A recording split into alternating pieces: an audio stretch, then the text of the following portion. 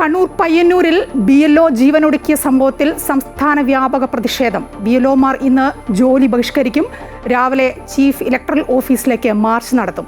മരിച്ച അനീഷ് ജോർജിന്റെ സംസ്കാരം വൈകിട്ട് തിരുവനന്തപുരത്ത് RSS പ്രവർത്തകൻ ജീവനൊടുക്കിയ സംഭവത്തിൽ BJP ജില്ലാ നേതൃത്വത്തിൽ നിന്നും വിവരങ്ങൾ തേടാൻ അന്വേഷണ സംഘം.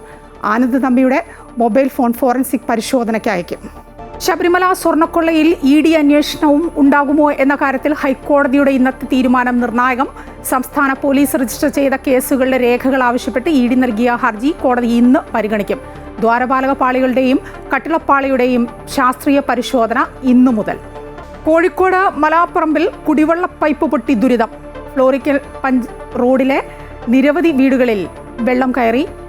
റോഡിൽ വൻ ഗർത്തം. പ്രദേശത്ത് ഇന്നും നാളെയും കുടിവെള്ള വിതരണം മുടങ്ങും. ബംഗ്ലാദേശിൽ നിന്ന് പുറത്താക്കപ്പെട്ട പ്രധാനമന്ത്രി ഷെയ്ഖ് ഹസീനയ്ക്കെതിരായ കേസുകളിൽ ധാക്കയിലെ പ്രത്യേക ട്രിബ്യൂണൽ കോടതിയുടെ വിധി ഇന്ന്. കേസ് മനുഷ്യത്വത്തിനെതിരായ കുറ്റകൃത്യങ്ങളുടെ പേരിൽ. ഹസീനയ്ക്ക് വധശിക്ഷ വരെ ലഭിച്ചേക്കാമെന്നാണ് റിപ്പോർട്ടുകൾ. ശിക്ഷ വിധിച്ചാൽ തെരുവിലിറങ്ങി പ്രതിഷേധിക്കാൻ അവാമി ലീഗിന്റെ ആഹ്വാനം. രാജ്യത്ത് അതീവ ജാഗ്രത. ഡൽഹിയിൽ ഭീകരവാദികൾ ലക്ഷ്യമിട്ടത് മുംബൈ രീതിയിലുള്ള സ്ഫോടനം. സംസ്ഥാനങ്ങൾ കേന്ദ്രീകരിച്ച് അന്വേഷണം ഊർജിതം. പിടിയിലായ വനിതാ ഡോക്ടർ ഉൾപ്പെടെയുള്ളവരുടെ അറസ്റ്റ് ഇന്ന് രേഖപ്പെടുത്തും. അൽ-ഫലാഖ് സർവകലാശാലയിലെ കൂടുതൽ ഡോക്ടർമാരെ ചോദ്യം ചെയ്യും. സൂത്രധാരനെ തേടി NIA അയൽ രാജ്യങ്ങളിലേക്ക്.